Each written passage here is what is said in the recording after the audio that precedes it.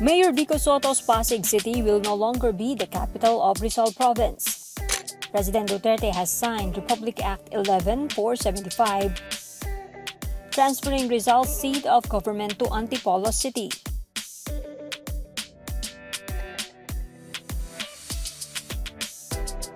The province of Rizal was created on June 11, 1901 by virtue of Act No. 137 with Pasig as the seat of the provincial government.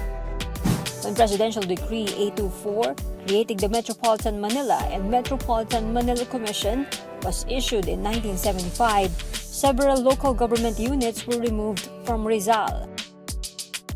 The provincial capital, however, was maintained in Pasig.